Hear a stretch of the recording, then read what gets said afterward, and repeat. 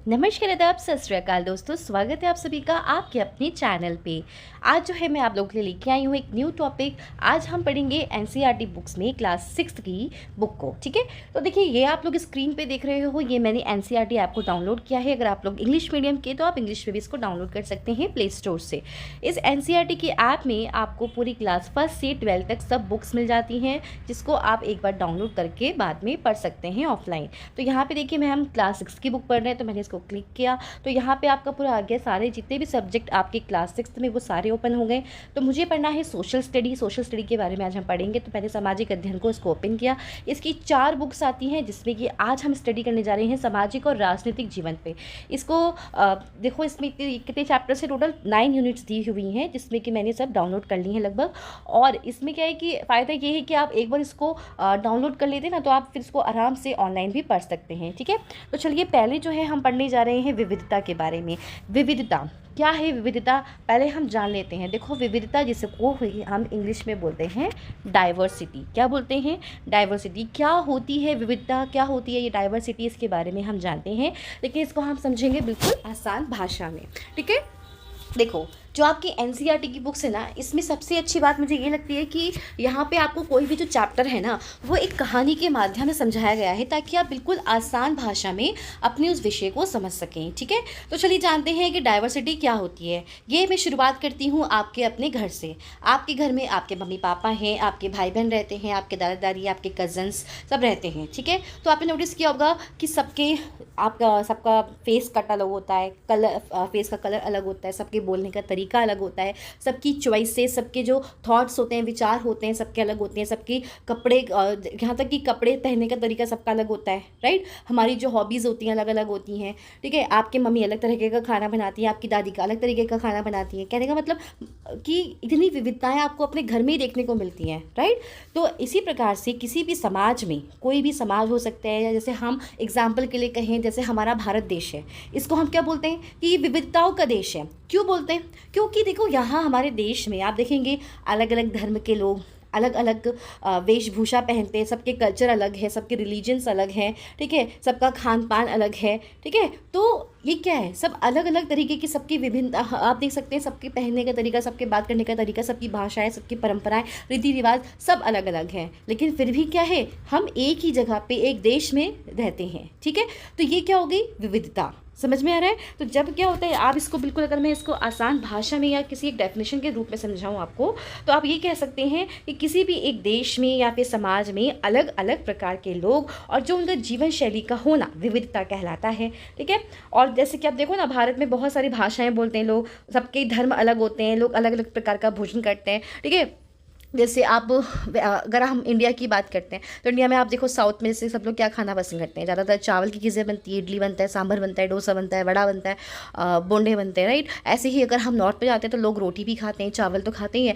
वहाँ पे दाल चावल, और कहीं पे छोले होते हैं, कहीं पे कड़ी चावल फेमस होता है, कहीं लिट्टी चौका फेमस होता है। राइट, सबका खान पान भी क्या है, पूरे देश में अलग अलग देखने को मिलता है आपको। इसी प्रकार से सबके वेशभूषा भी अलग होती है। ठीक है, तो मतलब क्या है कि यहाँ पे आपको ये समझाया गया है कि अलग अलग प्रकार की जो हमारी भाषा होती है, चाहे वो हमारा भोजन हो, चाहे त्यौहार हो, वेशभूषा हो, हमारी जीवन शैली भी क्या होती है, अलग अलग होती है। सबके रहने का सब तरीका अलग होता है ना, सबके विचार अलग होते हैं। तो एक ही समाज में इतनी सारी विभिन्नताओं का होना ही विविधता कहलाती है। आई होप अब आप समझ गए होंगे। चलिए आगे बढ़ते हैं, यहाँ से स्टार्ट करते हैं विविधता की समझ। अब देखो जो भी बुक में लिखा है मैं इसे पढ़ती जाऊँगी, इसे समझाती जाऊँगी, और आप लोग समझते जाइएगा। और जो भी बच्चे इसको अच्छे से ध्यान से सुनेंगे ना, तो आपका पूरा क्लास 6 से 12 तक आप पढ़ते जाएंगे ना लाइन से, तो आपको सब चीज़ें बिल्कुल समझ में आ जाएगी। और आपने जैसे कि सुना ही है कि अगर आप जैसे आईएएस की भी तैयारी करते हैं, किसी भी कॉम्पिटेटिव एग्जाम की तैयारी करते हैं, तो अगर आपका बेस बिल्कुल क्लियर होगा, बेसिक क्लियर होगा, तो आप हर चीज़ को अच्छे से समझ पाएंगे, उसको अंडरस्टैंड कर पाएंगे। डायरेक्टली अगर आपको कोई कह दे ग्रेजुएशन लेवल पे कि डायरेक्ट आपको पढ़ना है कोई भी सब्जेक्ट हो, आपको समझ में नहीं आएगा। इसलिए आपका बिल्कुल बेसिक बहुत स्ट्रांग होना चाहिए। ठीक है, तो चलिए आज जो है हम पढ़ रहे हैं विविधता की समझ। चैप्टर हमारा शुरू हो चुका है। तो पहले जान लेते हैं। यहाँ लिखा है कि आपकी उम्र के 3 बच्चों ने ऊपर दिए गए चित्र बनाए हैं। जैसे कि आप सभी लोग देख सकते हैं कि ये 3 डायग्राम्स आपको देखने को मिल रहे हैं। ठीक है। फिर यहाँ बोला है कि खाली बक्से में, यानी कि खाली बक्से मतलब जो ये बॉक्स बना रखा है यहाँ पे, तो इसमें आप अपना चित्र बनाइए। क्या आपका चित्र अन्य 3 चित्रों जैसा ही है, यानी कि जो आपने कोई भी यहाँ पे आकृति बनाई है या कोई भी ऐसी किसी ह्यूमन बींग का आपने फेस बनाया है, तो क्या ये तीनों से सेम है? हो सकता है कि आपका चित्र इन तीनों से बहुत ही भिन्न हो मतलब अलग हो, जैसे कि ये तीनों चित्र भी आपस में कैसे हैं, एक दूसरे से नहीं मिलते हैं। ऐसा इसलिए है कि हम सबका चित्रकारी करने का अपना अपना तरीका होता है, यानी कि सब लोग ड्राइंग अलग अलग तरीके से करते हैं। हमारा हर चीज़ का, कोई भी काम को करने का तरीका अलग अलग होता है, कभी भी सेम नहीं होता है।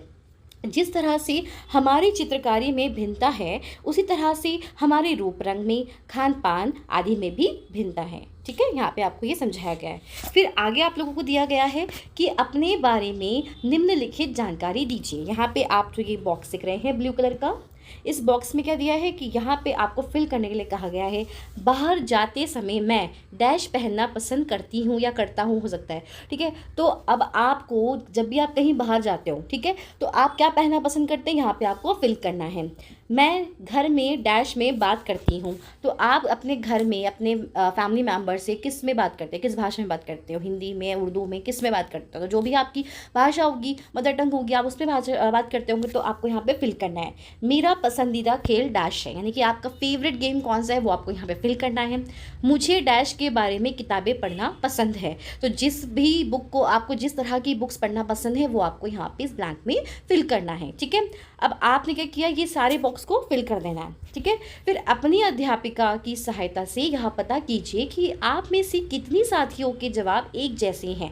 मतलब आपने क्या किया, ये पूरा फिल कर दिया। अब आपकी जो टीचर हैं वो आपको क्या करेंगे, अब उनकी हेल्प से पता चलेगा कि आप में से कितने, जो आपके साथ बच्चे बैठे हुए हैं, कितनों के जवाब एक जैसे हैं। क्या कक्षा में, क्या कक्षा यानी कि आपकी क्लास में कोई भी एक ऐसा साथी भी है जिसकी सूची आपकी सूची से हूबहू मिलती है? शायद नहीं हो, ऐसा कभी हो नहीं सकता कि हमारी जो चॉइसेस है हमेशा, हाँ एक आध हो सकती है किसी से कुछ मैच करता है, पर बिल्कुल सेम टू सेम किसी से मैच हो जाना ये पॉसिबल नहीं है। क्यों? क्योंकि हमारी देखो विचार, हमारी थॉट्स इतने अलग होते हैं, हमारी चॉइसेस अलग होती हैं।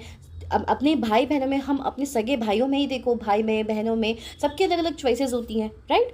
तो हालांकि ऐसा होगा कि कई साथियों के कुछ जवाब आपके जवाबों से मिलते जुलते होंगे, कुछ की बात हो रही है कि हाँ हो सकता है कि कुछ हो सकते हैं जवाब कि जो मिलते जुलते होंगे। ठीक है, कितने साथियों को आपके जैसी किताब पढ़ना पसंद है? आपकी कक्षा के विद्यार्थी कुल मिलाकर कितनी भाषाएं बोलते हैं?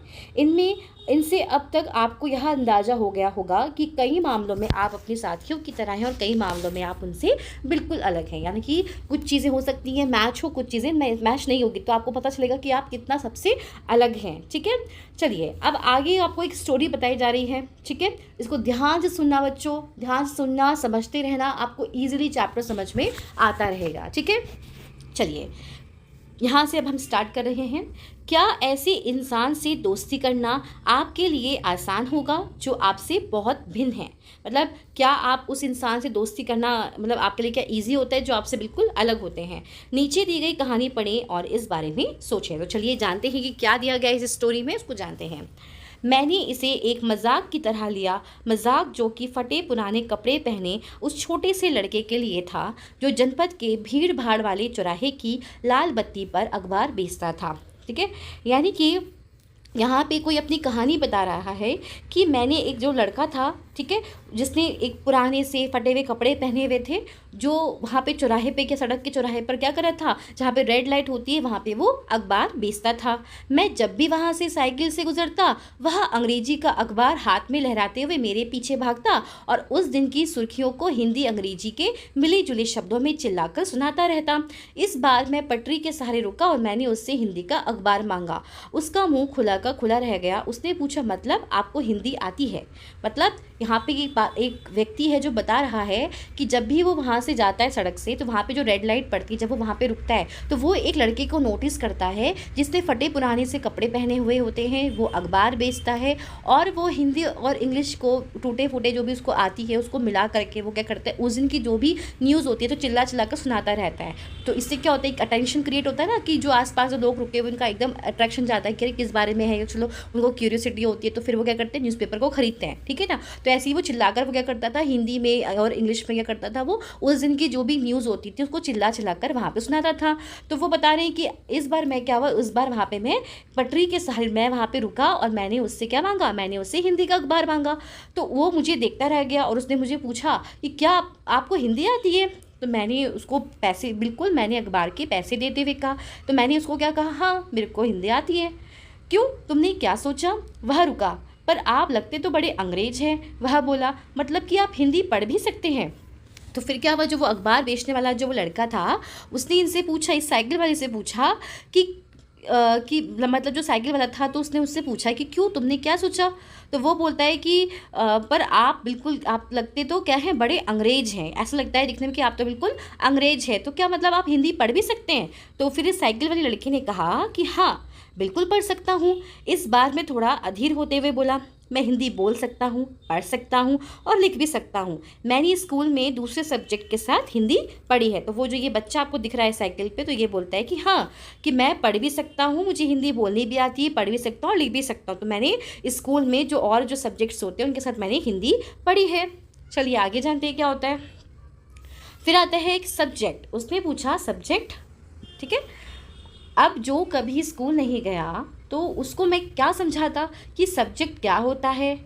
वह कुछ होता है, मैंने शुरू किया ही था कि बत्ती हरी हो गई और मेरे पीछे गाड़ियों के हॉर्न का शोर 100 गुना बढ़ गया। मैंने भी अपने आप को ट्रैफिक के साथ आगे बढ़ने दिया। मतलब जब वो ये बात कर ही रहे थे, तो अब देखो जो बच्चा स्कूल नहीं गया तो उसको क्या पता है कि सब्जेक्ट क्या होता है। जो बच्चे, जैसे अभी हमें भी बहुत सारी चीज़ें होती हैं जिसके बारे में हमें जानकारी नहीं है, और कोई हमारे सामने उस चीज़ के बारे में कुछ बोलेगा तो हम पहले तो पूछेंगे ना कि ये क्या होता है। तो इसी तरह से वो बच्चे कभी स्कूल नहीं गया तो वो पूछते हैं कि ये सब्जेक्ट क्या होता है। तो जब तक वो बताता, जो साइकिल में बैठा व्यक्ति था, जो वो लड़का था, वो जब तक वो बताता है कि सब्जेक्ट ये होता है, कि तभी अचानक से क्या होता है कि जो वहाँ पे ग्रीन लाइट जो थी वो जल जाती है, और जैसी ग्रीन लाइट वहाँ पे जलती है तो एकदम से क्या होता है, सबके हॉर्न बजने शुरू हो जाते हैं। ठीक है, सब लोग क्या करते हैं, फटाफट जाने लगते हैं। तो इसलिए वो भी अपनी गाड़ी को, यानी कि अपनी साइकिल को चलाते हुए आगे चला जाता है। ठीक है, अगले दिन वह फिर से वहाँ पर था। वह मुस्कुरा रहा था और मेरी तरफ हिंदी का अखबार बढ़ाते हुए उसने कहा, भैया आपका अखबार, अब बताइए कि सब्जेक्ट क्या चीज़ है। तो अब क्या होता है, नेक्स्ट डे की बात आ रही है कि नेक्स्ट डे फिर से क्या होता है, वही रेड लाइट पे क्या होता है, वो लड़का रुकता है और फिर उसके वही अखबार वाला लड़का मिलता है और बोलता है कि ये लीजिए भैया आपका अखबार, ये लीजिए आपका ये हिंदी का अखबार। ठीक है, उसे पकड़ाते हैं और बोलते हैं कि भैया आप बताइए कि सब्जेक्ट क्या होता है। तो अंग्रेजी का यह शब्द उसकी ज़बान पर अजीब लग रहा था। ऐसा लगा मानो अंग्रेजी में सब्जेक्ट शब्द का जो दूसरा अर्थ है प्रजा, उस अर्थ में वह उसका प्रयोग कर रहा है। ठीक है, मतलब उसके बोलने का जो तरीका था सब्जेक्ट को, वो अलग होगा। कई बार आपने देखा है कि जो प्रोनाउंसिएशन होता है वो कई बार जिसको नहीं सही से आता तो वो अलग तरीके से प्रोनाउंस करता है। ठीक है, तो वो यही बोल रहे हैं कि अंग्रेजी का जो ये वर्ड था सब्जेक्ट, उसकी ज़बान पर अजीब लग रहा था। ठीक है, ऐसा लगा कि मानो अंग्रेजी में सब्जेक्ट शब्द का दूसरा अर्थ है प्रजा। ठीक है, प्रजा, उस अर्थ में वह उसका प्रयोग कर रहा है। ओह, यह कुछ पढ़ाई लिखाई से संबंधित है, मैंने कहा। तो मतलब ये वो जो साइकिल वाला लड़का था उसने कहा कि ये तो पढ़ाई लिखाई से रिलेटेड होता है, सब्जेक्ट जो वर्ड होता है। उसके बाद अचानक से क्या हुआ, बत्ती लाल हो गई थी। तो मैंने पूछा तुम कभी स्कूल गए हो, मतलब क्या हुआ, रेड लाइट होने में तो क्या होता है, आप लोग रुक जाते हैं ना। तो फिर वही उसके वो पूछता है साइकिल वाला लड़का उससे, अखबार वाले से, कि क्या तुम कभी स्कूल गए हो। तो वो बोलता है कि कभी नहीं। उसने क्या बोला, लड़के ने कभी नहीं गया स्कूल।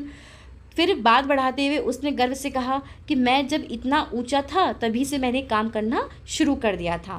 मतलब क्या हुआ था, उसने बताया कि नहीं मैं कभी स्कूल नहीं गया हूँ। फिर वो अपने हाथ से ऐसे बताते हुए कि मैं कितना बड़ा, कि जब मैं बड़े प्राउड से वो बताता है कि जब मैं इतना बड़ा था ना या इतना ऊंचा था तभी से मैंने काम करना शुरू कर दिया था। उसने मेरे साइकिल की गद्दी के बराबर अपने आप को मापा। पहले मेरी माँ मेरे साथ आती थी लेकिन अब मैं अकेले ही कर लेता हूँ। ठीक है, तो उसने उस साइकिल वाले जो लड़का था उसकी जो गद्दी, यानी कि जो सीट होती है ना जिस पे बैठते हैं, तो उसके हिसाब से उस गद्दी को हाइट मतलब मापते हुए उसने बताया कि जब मैं इतना बड़ा था तब से मैंने काम करना शुरू कर दिया था, और मैं पहले अपनी माँ के साथ काम करता था। मतलब कि मेरी माँ भी पहले मेरे साथ आती थी लेकिन अब मैं अकेले ही कर लेता हूँ। तो फिर वो जो अखबार वाला लड़का होता है वो उससे पूछता है, अखबार वाला नहीं सॉरी साइकिल वाला लड़का उससे पूछता है कि अभी तुम्हारी माँ कहाँ है। मैंने पूछा, पर तब तक बत्ती हरी हो गई और मैं चल पड़ा। यानी कि जब तक वो इतनी बात करी इतने में क्या हुआ, ग्रीन लाइट फिर से जल गई और फिर वो चले गए। ठीक है, उनकी बात वहीं पर अधूरी रह गई। मैंने उसे अपने पीछे कहीं से चिल्लाते हुए सुना, वहाँ मेरठ में है और उसके साथ बाकी ट्रैफिक के शोरगुल में डूब गया। मतलब कि जैसे ग्रीन लाइट जली सब चलने लगी तो मैं भी आगे बढ़ा, लेकिन पीछे से वो जब तक बस मैं इतना ही सुन पाया, वो बोलने लग रहा था कि वह मेरठ में रहती है और उनके साथ, बस इतना ही मैंने शब्द सुना था। इसके बाद क्या था, इतनी आवाज़ आ रही थी गाड़ियों की कि मैं सुन नहीं पाया कि वो आगे क्या बोल रहा है। ठीक है, फिर आता है मेरा नाम समीर है, उसने अगले दिन कहा और बड़े शर्माते हुए मेरा नाम पूछा, आपका नाम। अब यहाँ पे हम पहुँच गए हैं यहाँ पे। ठीक है, तो अगले दिन जब नेक्स्ट डे फिर मिलते हैं तो वो बोलता है कि वो लड़का जो होता है अखबार बेचने वाला जो लड़का होता है, वो बोलता है कि मेरा नाम समीर है। ठीक है, क्या नाम है मेरा? समीर। अब यहाँ पे याद रखो कि अखबार बेचने वाला जो लड़का है उसका नाम क्या है? समीर है। अब वो साइकिल वाले लड़के से पूछ रहा है कि आपका नाम क्या है। यह तो बड़े आश्चर्य की बात थी, मेरी साइकिल डगमगाई। मेरा नाम भी समीर है, मैंने बताया। मतलब दोनों के नेम क्या थे? सेम सेम थे। उसका नाम भी समीर था, उसका नाम भी समीर था। क्या उसकी आंखें एकदम से चमक उठी। तो फिर उसने बोला एकदम जैसे होता है ना कि क्या आपका नाम भी यही है, मतलब एकदम शौक से खुद मुस्कुराते हुए उसने कहा कि क्या आपका नाम भी समीर है। तो मैंने कहा हाँ। तुम्हें पता है समीर का अर्थ है हवा, पवन, और पवन पुत्र कौन है जानते हो ना? हनुमान। ठीक है, तो फिर क्या हुआ, मैंने उसको पूछा क्या तुम्हें पता है कि समीर का अर्थ क्या होता है? समीर का अर्थ हवा, पवन, और पवन पुत्र कौन है जानते हो तुम? हनुमान। वो बता रहा होता है, कौन? जो साइकिल पे होता है। फिर तो अब से आप समीर एक और मैं समीर दो। तो यानी कि क्या होता है, वो बहुत खुश है। उसने खूब खुश होते हुए कहा, उस लड़के ने, किसने? न्यूज़पेपर बेचने वाला जो लड़का था, उसने कहा कि ठीक है, तो अब से आपका नाम है समीर एक और मेरा नाम है समीर दो। ठीक है, तो अब आप लोग ध्यान रखना, यहाँ पे जब भी मैं अब आपको बोलूँगी तो समीर एक समीर दो बोलूँगी तो समझ जाना। समीर एक का मतलब क्या है? साइकिल वाला जो लड़का है वो, और समीर दो का मतलब क्या है कि जो अखबार बेच रहा है। ठीक है, तो फिर वो बोलता है कि ठीक है, हाँ ठीक है, मैंने जवाब दिया और अपना हाथ आगे बढ़ाया। हाथ मिलाओ समीर दो। ठीक है, तो जो समीर दो था वो समीर क्या करता है, हाथ मिला मतलब समीर एक क्या करता है, उसको बोलता है हैंडशेक करने के लिए, लाओ हाथ मिलाते हैं। ठीक है, उसका छोटा सा हाथ मेरे हाथ में एक नन्ही चिड़िया की तरह समा गया। मैं साइकिल चलाकर आगे बढ़ चुका था, पर उसके हाथ की गर्माहट अब तक महसूस कर रहा था। ठीक है, यानी कि जो समीर वन था, कौन था समीर वन? साइकिल वाला लड़का। तो वो जब उससे अखबार बेचने वाले समीर दो से हाथ मिलाता है तो उसके हाथ कैसे थे? छोटे छोटे से हाथ थे और गर्मी थी उसके हाथ में। तो वो बता रहा है कि मैंने जब उससे जब हाथ मिलाया तो मेरे हाथ में एक नन्ही चिड़िया की तरह क्या था, बिल्कुल एकदम सॉफ्ट से उसके हाथ थे और गरम गरम से थे कि मैं उसको अब तक महसूस कर रहा था। ठीक है, तो ये अब इसके बाद क्या हुआ, अब वो अगले दिन मिलेंगे। ठीक है, अगले दिन उसके चेहरे पर उसकी चिर परिचित मुस्कान नहीं थी। मेरठ में बड़ी गड़बड़ हो गई है, उसने कहा। मतलब जैसे कि रोज़ वो एकदम खुश रहता था, ठीक है, वो बात करता था, लेकिन आज वो क्या थोड़ा सा सैड दिख रहा था। कौन? समीर दो, वो थोड़ा सा सैड दिख रहा था। तो मेरठ में बड़ी गड़बड़ हो गई है, उसने कहा। उस लड़के ने क्या कहा कि मेरठ में गड़बड़ हो गई है। उसने कहा वहाँ दंगों में बहुत लोग मारे गए हैं। मैंने मुख्य अखबार की सुर्खियों की तरफ देखा। अब इनकी जो समीर एक है वो देखता है कि अखबार में जो मेन हेडलाइंस होती है तो उसको देख रहा होता है। बड़े बड़े अक्षर में लिखा था सांप्रदायिक दंगे। लेकिन समीर, मैंने शुरू ही किया था, मैं मुस्लिम समीर हूँ, वह बोल पड़ा। और मेरे सभी लोग मेरठ में हैं। उसकी आंखें भर आईं। जब मैंने उसके कंधे पर हाथ रखा उसने नज़र ऊपर नहीं उठाई। ठीक है, तो मतलब जब उसने उसके हाथ से अखबार लिया, उस हेडलाइन को पढ़ा समीर एक ने। समीर एक कौन है? साइकिल वाला है। जब वो अखबार को पढ़ता है, हेडलाइन तो लिखा होता है सांप्रदायिक दंगे।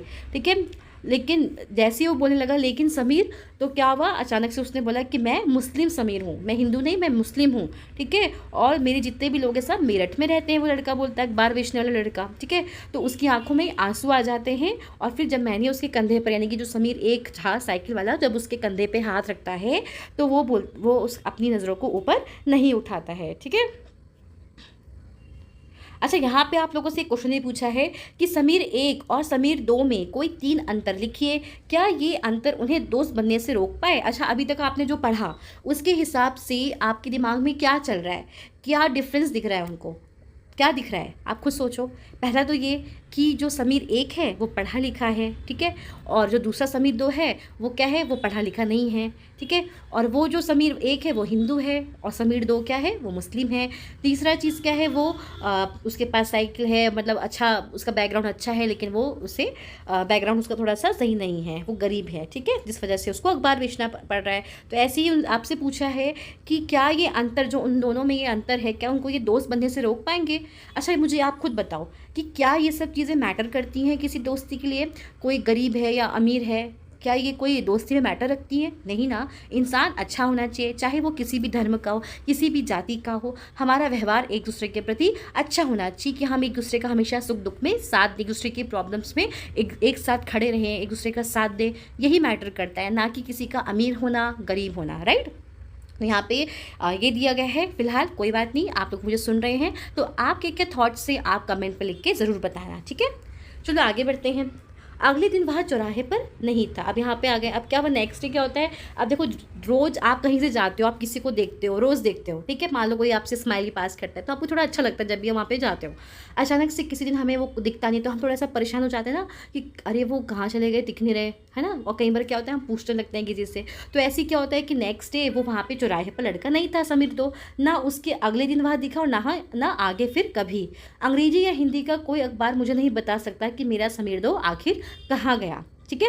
तो मतलब यहाँ पे क्या बताया गया है कि जो वो समीर दो था, अब वो उसके बाद उसे कभी दिखा ही नहीं। वहाँ पे अखबार बेचता वो लड़का, उसको दोबारा कभी दिखा ही नहीं। तो मतलब वो खुद से क्वेश्चन करने लग गई कि चाहे इंग्लिश का अखबार हो चाहे हिंदी का अखबार हो, कोई भी मुझे नहीं बता सकता कि मेरा समीर दो यानी कि जो वो अखबार बेचने वाला लड़का जो था वो आखिर कहाँ चला गया, ठीक है। तो यहाँ पे वो बोल रहे हैं फिर आगे क्या है कि जहाँ समीर एक को अंग्रेजी ज़्यादा अच्छी आती है वहीं समीर दो हिंदी बोलता है। हालांकि दोनों की भाषाएं अलग हैं, फिर भी दोनों एक दूसरे से बात कर पाए।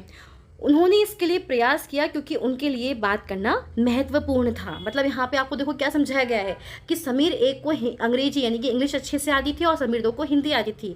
दोनों की भाषाएं भले ही अलग थी लेकिन फिर भी वो एक दूसरे से बात कर पाए। क्यों? क्योंकि उन्होंने कोशिश करी बात करने की, राइट।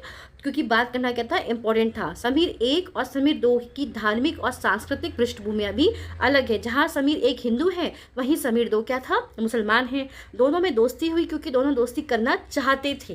यहाँ पे मैं भी आपको यही समझा रही थी ना, आपके अंदर अगर इच्छा है, आप चाहते हैं किसी से बात करना, तो आप थोड़ी कोशिश करेंगे ना तो आप बात कर पाएंगे, कॉन्वर्सेशन कर पाएंगे, ठीक है।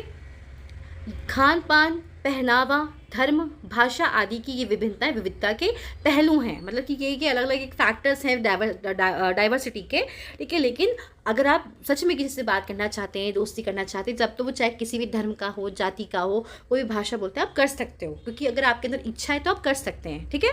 फिर आगे आता है, अपनी विविध धार्मिक और सांस्कृतिक पृष्ठभूमियों के अलावा समीर एक और समीर दो कई अन्य मामलों में भी एक दूसरे से अलग थे। जैसे कि उदाहरण के लिए समीर एक ने स्कूल में पढ़ाई की थी, यानी कि जो समीर एक था वो स्कूल में पढ़ाई करता था, लेकिन जो समीर दो था वो अखबार बेचता था। समीर दो को स्कूल जाने का मौका मिला ही नहीं था। आपने संभवतः अपने इलाके में ऐसे कई लोगों को देखा होगा कि जो कि गरीब हैं और जिनकी भोजन, घर और कपड़े की ज़रूरतें कभी पूरी नहीं हो पाती। यह फ़र्क उस फ़र्क से अलग है जिसके बारे में हमने पहले पढ़ा, ठीक है।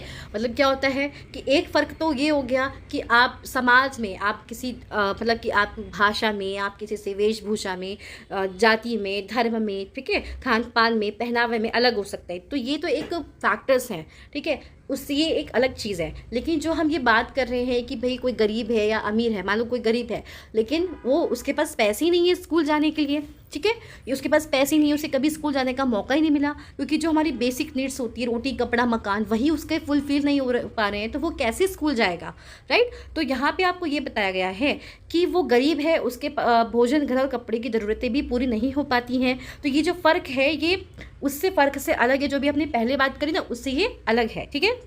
ये विविधता का रूप नहीं है बल्कि गैर बराबरी का रूप है। गैर बराबरी का मतलब क्या होता है कि कुछ लोगों के पास ना अवसर है, ना ही ज़मीन है या पैसे जैसे संसाधन जो दूसरों के पास हैं, ठीक है। इसीलिए गरीबी और अमीरी विविधता का रूप नहीं है, यहाँ लोगों के बीच मौजूद असमानता यानी गैर बराबरी है। तो मतलब यहाँ पे ये जो आपको बताया गया है ना कि भी जो रिसोर्सेज हैं वो सबको प्रोवाइड नहीं हो पा रहे। कोई पैसे वाला तो वो बहुत पैसे वाला ही हो रहा है, उसको सारी फैसिलिटीज़ मिल रही हैं, लेकिन जो गरीब है उसको उसकी बेसिक नीड्स ही फुलफिल नहीं हो पा रही है, राइट। तो ये जो डिफरेंस होता है इसे हम डाइवर्सिटी का नहीं कहेंगे, इसे हम क्या कहेंगे, गैर बराबरी कहेंगे इसको। और यहाँ पे आपको बताया भी गया है कि गैर बराबरी का मतलब क्या होता है कि कुछ ही लोगों के पास अवसर का होना, कुछ ही लोगों के पास सारे संसाधनों का, रिसोर्सेज का होना जो दूसरों के मतलब कि किसी के पास है और किसी के पास वो नहीं है, ठीक है। तो इसीलिए क्या होता है कि गरीबी और अमीरी विविधता का ये रूप नहीं है, बल्कि ये तो लोगों के बीच मौजूद क्या है, असमानता है, इक्वलिटी नहीं है। ये इक्वलिटी क्या कहती है कि भाई सबको समान अवसर मिले, चाहे गरीब हो चाहे अमीर हो, जो भी संसाधन है सभी लोग उसको यूज़ कर पाएँ। लेकिन जब इस तरह की सिचुएशन आ जाती है तो इसको हम गैर बराबरी कहेंगे, ठीक है। जाति व्यवस्था असमानता का एक और उदाहरण है, ठीक है। यानी कि जाति व्यवस्था, जाति के आधार पे आपने तो बहुत पढ़ा ही होगा कि जाति के आधार पे लोगों के साथ भेदभाव होता था, तो ये भी आप कह सकते हैं कि ये भी क्या है, एक और एग्जाम्पल है असमानता का। इस व्यवस्था में समाज को अलग अलग समूहों में बांटा गया। इस बंटवारे का आधार था कि लोग किस किस तरह का काम करते हैं। लोग जिस जाति में पैदा होते थे उसे बदल नहीं सकते थे। पहले के समय में क्या होता था ना कि अगर आपने किसी कुम्हार के वहाँ पे जन्म लिया मान लीजिए, तो कुम्हार का बेटा भी कुम्हार ही बनता था, जैसे राजा का बेटा राजा बनता था, राइट। और कुम्हार का बेटा तो उसको भी वही काम करना है। जो लोहे के बर्तन बनाने वाले हैं या जो भी व्यापारी हैं तो वो व्यापारी बनेगा। तो मतलब ये पहले ऐसी जाति व्यवस्था हुआ करती थी। देखो यहाँ पे आके एग्जाम्पल भी समझाया गया है कि उदाहरण के लिए अगर आप कुम्हार के घर में पैदा हो गई तो आपकी जाति कुम्हार ही होती और आप बस वही बन सकती थी। कोई व्यक्ति जाति से जुड़ा अपना पेशा भी नहीं बदल सकता था, इसलिए उस ज्ञान के अलावा किसी अन्य ज्ञान को हासिल करना ज़रूरी नहीं समझा जाता था। इससे गैर बराबरी पैदा हुई। आप इसके बारे में अगले पाठों में पढ़ेंगी या पढ़ेंगे। तो मतलब यहाँ पे यही समझाया गया है कि गैर बराबरी क्या है, कि जहाँ पे आपको समान अवसर ना मिले, ठीक है। यहाँ पे आपको ये इतना अच्छा एग्जाम्पल से समझाया गया है कि मैंने अभी आपको एग्जाम्पल से समझाया भी कि जाति व्यवस्था क्या होती थी पहले, कि जैसे राजा का बेटा राजा बनेगा, ठीक है। अगर कोई व्यापारी है तो व्यापारी का बेटा व्यापारी बनेगा, ठीक है। इस तरह के भेदभाव होते थे और आप अपना प्रोफेशन को चेंज भी नहीं कर सकते थे। आपको जिस जाति में आपने जन्म लिया है ना, उसमें जो काम होता है आपको भी वही काम करना पड़ेगा, ऐसा होता था पहले, ठीक है। अब तो वो कंडीशन नहीं है, अब सिचुएशन सब बदल चुकी हैं, पहले की बात बताई जा रही है, ठीक है। तो उसको भी हम कहेंगे गैर बराबरी, ठीक है। अच्छा, आगे यहाँ पे एक बॉक्स में आप लोगों को दिया गया है, यहाँ पे एक बॉक्स है, साथ साथ जो आपको ये बॉक्स दिए जाते हैं ना, तो उन बॉक्स को भी फिल करते रहिएगा, समझते रहिएगा। उन त्योहारों की सूची बनाइए जो हो सकता है कि समीर 1 और समीर 2 मनाते हो। देखो समीर 1 कैसा है, समीर 1 है हिंदू, ठीक है, और समीर 2 क्या था, मुस्लिम। तो आपको पता है कि समीर 1 हिंदू है तो वो कौन कौन से फेस्टिवल सेलिब्रेट करता होगा, वो होली सेलिब्रेट करता होगा, वो दिवाली सेलिब्रेट करता होगा, ठीक है। और जो भी उनके कल्चर में जो भी सेलिब्रेट होते हैं अलग अलग तरह के त्यौहार, जैसे रक्षाबंधन होता है ना, भैया दूज होता है, और मकर संक्रांति होती है, ठीक है। तो ऐसे हम बहुत सारे फेस्टिवल को सेलिब्रेट करते हैं ना, हिंदू फेस्टिवल्स जो होते हैं, जैसे नववर्ष होता है हमारा हिंदू का, उसको सेलिब्रेट करते हैं। तो वो ऐसे बहुत सारे ऐसे XYZ बहुत सारे उसके फेस्टिवल्स होंगे। अब जैसे समीर 2 वो मुस्लिम था तो वो क्या सेलिब्रेट करता होगा, वो ईद सेलिब्रेट करता होगा, राइट। तो यहाँ पे आप देख सकते हैं, क्या आप ऐसी किसी परिस्थिति के बारे में सोच सकती हैं जब आपने उससे दोस्ती की हो जो आपसे बहुत अलग हो, इसका वर्णन एक कहानी के रूप में कीजिए। मतलब यहाँ पे आपसे बोला गया है कि क्या कभी आपने ऐसे व्यक्ति से, ऐसी लड़की से या ऐसे लड़के से कभी दोस्ती करी है जो बिल्कुल आपसे अलग हो या अलग कल्चर में हो और उसका बिल्कुल धर्म ही भी अलग हो, ठीक है, आपसे अलग हो। तो इसके बारे में एक छोटी सी कहानी के थ्रू आप बताइएगा, ठीक है। अच्छा, यहाँ पे एक और चीज़ दी गई है कि समीर 2, यहाँ पे आपसे पूछा गया है कि समीर 2 स्कूल क्यों नहीं जाता था। सबसे पहले इजी सी बात है ये, तो अभी आप समझ चुके हैं कि समीर 2 स्कूल क्यों नहीं जाता था, क्योंकि उसके पास पैसे नहीं थे, वो गरीब था, ठीक है। आपकी राय में अगर वह स्कूल जाना चाहता तो क्या जा पाता। अब देखो, अगर वो स्कूल जाना चाहता तो वो जा तो सकता था, लेकिन उसको बुक्स खरीदनी है, वहाँ की बुक्स खरीदना है, ड्रेस खरीदना, उसको फीस देना, वो कैसे दे पाता, राइट। क्या यह सही है कि कुछ बच्चे स्कूल जा पाते हैं और कुछ जा ही नहीं पाते, इस पर चर्चा करें। अच्छा, ये बताओ आप कमेंट करके खुद ही कि आपको क्या लगता है कि ये कुछ बच्चों को मौका मिलता है स्कूल जाने का, कुछ बच्चे नहीं पढ़ पाते, क्या ये उनका राइट नहीं है। राइट टू एजुकेशन तो सबका है, चाहे वो कोई भी हो, चाहे किसी भी SC से हो, ST से, OBC हो या किसी भी धर्म से हो, ठीक है। तो क्या स्कूल जाना, ये जो स्कूल जाना है, कि क्या सही है कि कुछ बच्चे स्कूल जा पाते हैं, कुछ नहीं जा पाते हैं, ये नहीं, क्योंकि शिक्षा सबका अधिकार है, राइट। तो क्या है, शिक्षा सबका अधिकार है, सबको ये राइट है, पढ़ने का अधिकार है। तो इसके लिए कुछ ना कुछ हमें ऐसी व्यवस्था करनी चाहिए अपने समाज में कि हर वर्ग के, हर जाति के, हर धर्म के लोग, चाहे वो किसी भी उम्र के, सब क्या है, पढ़ लिख सकें, है ना। हर बच्चे को ये अधिकार होना चाहिए कि वो स्कूल जाए। तभी देखो गवर्नमेंट स्कीम्स लाती है ना कि 6 से 14 वर्ष के बच्चों को क्या है कि उनको स्कूल भेजना अनिवार्य है। और इसलिए क्या है कि भाई जो बच्चे अफोर्ड नहीं कर सकते उनको स्कूल में फ्री ऑफ कॉस्ट उनको एजुकेशन दी जाती है, उनको ड्रेसेस दी जाती है, उनके लिए मिड डे मील की व्यवस्था होती है ना, ताकि जो गरीब बच्चे हैं वो भी स्कूल जा सकें, है ना। तो क्यों करते हैं ये सब, क्यों लाई जाती हैं ये फैसिलिटीज़, क्यों करते हैं, ताकि सब बच्चों को शिक्षा मिल सके, ठीक है। चलिए आगे बढ़ते हैं। फिर आगे बढ़ते हैं कि विविधता हमारे जीवन को कैसे समृद्ध करती है। ठीक है, जैसे समीर 1 और समीर 2 दोस्त बने, ठीक वैसी ही आपकी भी सहेलियां होंगी जो आपसे बहुत अलग होंगी। आपने शायद उनके घर में अलग तरह का खाना खाया होगा, उनके साथ अलग त्यौहार मनाए होंगे, उनके कपड़े पहनकर देखे होंगे और थोड़ी बहुत उनकी भाषा भी सीखी होगी। राइट, तो यहाँ पे आपको पूछा गया है कि जैसे देखो समीर 1 था, समीर 2 थे, दोनों अलग अलग धर्म के, अलग अलग उसके थे, राइट, अलग अलग बैकग्राउंड के थे, तो तभी वो दोस्त बने। ठीक है ना, तो ऐसे ही आपने भी किसी न किसी को अपना फ्रेंड बनाया होगा जो कि आपसे अलग होंगी, उनके घर का आपने खाना खाया होगा, कभी ना कभी आप उनके घर गए होंगे, तो उनके फेस्टिवल को सेलिब्रेट किया होगा, कई बार उनकी भाषा को भी कुछ कुछ वर्ड्स हम सीखते हैं। राइट, तो आपको शायद तरह तरह की जानवरों, रानियों, साहसिक घटनाओं या भूतों की कहानियाँ पसंद होंगी।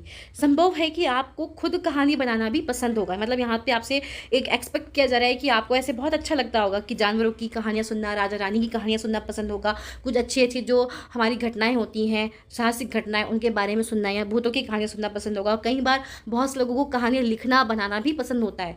एक अच्छी कहानी पढ़ने से हमेशा खुशी मिलती है। राइट, अगर आप अच्छी स्टोरीज़ को पढ़ते हैं तो क्या होता है, आप खुश होते हैं। उसको पढ़कर और ज़्यादा कहानियाँ बनाने के लिए नए नए विचार मिलते हैं। जब हम किसी कहानी को पढ़ते हैं तो हमारे अंदर भी तो एक इमेजिनेशन चलती है, फिर हम अपने आप भी तो कुछ ना कुछ स्टोरी क्रिएट करते हैं। जो लोग कहानियाँ लिखते हैं वे विभिन्न स्रोतों, किताबों, वास्तविक जीवन और कल्पना से प्रेरणा लेते हैं। अच्छा, मैं भी आपको कहूँ कोई भी कहानी बनाने के लिए तो आप क्या करोगे, कहीं ना कहीं जो आपके एक्सपीरियंस होंगे, आपने जो भी अपने आसपास देखा होगा, सुना होगा, पढ़ा होगा, उन सभी चीज़ों को आप मिला करके क्या करते हो, अपनी कहानी बनाते हो। राइट, तो यहाँ पे यही बोला गया है कि जैसे जो भी स्टोरीज लिखते हैं तो वो किताबों का सहारा लेते हैं, जो हमारा एक रियल लाइफ होती है, वास्तविक जीवन जो जीते हैं हम, उससे लेकर या फिर इमेजिनेशन से मोटिवेशन लेकर के क्या करते हैं, हम कहानियाँ लिखते हैं या बनाते हैं। ठीक है, कुछ लोग जंगल में जानवरों के नज़दीक रहे और उन्होंने जानवरों की दोस्ती और लड़ाइयों के बारे में कहानियाँ लिखी। और जिस चीज़ के हम ज़्यादा क्लोज होते हैं ना, जिस चीज़ को हम ज़्यादा क्लोज होते हैं, ज़्यादा देखते हैं, सुनते हैं, तो उसी के बारे में हम ज़्यादा लिखना, क्योंकि उसके बारे में हमें ज़्यादा इन्फॉर्मेशन होती है, तो हम क्या करते हैं, उसके बारे में कहानियाँ लिखते हैं, बनाते हैं। सब चीज़ यहाँ पे बताया गया है कि जैसे जो लोग क्या होते हैं, जानवरों के पास रहते हैं, तो वो दिन भर जानवरों को देखते हैं, उनकी हरकतों को देखते हैं, तो क्या करते हैं, वो उनसे रिलेटेड ही क्या करते हैं, कहानियाँ बना देते हैं कि कैसे वो दोस्ती करते हैं या रहते हैं या फिर लड़ाइयाँ करते हैं, उन सब चीज़ों के बारे में कहानियाँ। कुछ अन्य लोगों ने राजा रानियों के वृत्तांत पढ़कर प्यार और सम्मान के किस्से लिखे। ठीक है, अब जो राजा रानियों के चीज़ें हम अलग अलग जगह पे जाते हैं, उनके बारे में सुनते हैं, समझते हैं। ठीक है, तो उससे रिलेटेड हम बहुत सी कहानियाँ लिख देते हैं। फिर कुछ ने अपने बचपन की यादों में गोते लगाए, स्कूल और दोस्तों की मधुर यादों से निकाल कर कुछ साहस की कहानियाँ लिखी। तो मतलब यहाँ पे ये बताया गया कि जो भी चीज़ें आप शुरू से अपने आसपास देखते आ रहे हैं, सुनते आ रहे हैं, समझते आ रहे हैं, तो आप क्या करते हैं, उसी के हिसाब से और कुछ आपका जो इंटरेस्ट होता है उसी हिसाब से आप क्या करते हैं, कहानियों को लिखते हैं। ठीक है,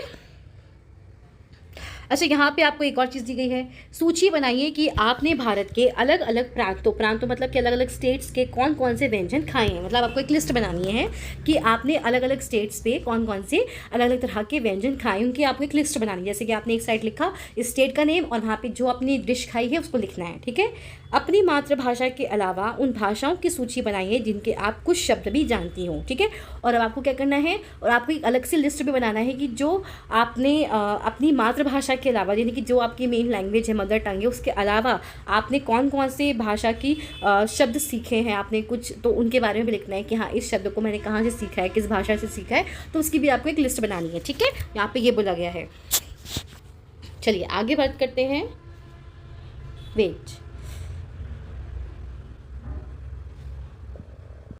चलिए अब आगे बढ़ते हैं। कल्पना कीजिए, क्या बोला गया है कि कल्पना कीजिए कि जिनकी कहानियाँ आपने सुनी या पढ़ी हैं, उन सभी कहानीकारों या कहानी सुनाने वालों को ऐसी जगह पर रहना पड़े जहां लोग केवल 2 ही रंग के कपड़े पहनते हो, लाल एवं सफ़ेद, एक तरह का खाना खाते हो, शायद जैसे आलू, समान रूप से केवल 2 पशु पक्षी पालते हो, उदाहरण के लिए हिरन और कौवा, और केवल सांप सीढ़ी खेल से अपना मनोरंजन करते हो। ऐसी जगह रहकर वे कैसी कहानियाँ लिख पाएंगे। तो यहाँ पे आपको एक इमेजिनेशन करने के लिए दिया गया है, क्योंकि देखो जब हम ऐसे नॉर्मली कहीं पे भी रहते हैं तो हम अपने आसपास इतनी सारी डाइवर्सिटी देखते हैं, अलग अलग तरह के जानवर हैं, पेड़ पौधे दिखते हैं, लोगों को दिखते हैं। ठीक है, सब चीज़ देखते हैं, अपने आसपास जो नेचुरल जो चीज़ें होती हैं, पर्वत पठार नदियाँ जो भी देखते हैं हम, तो हम ये सारी इतनी सारी विविधताएँ देखते हैं। ठीक है, तो अगर हमें कहानियाँ बनाने को कहा जाएगा तो हम इतनी सारी चीज़ों को देखते हैं, तो अलग अलग तरह की हम कहानियाँ बना सकते हैं।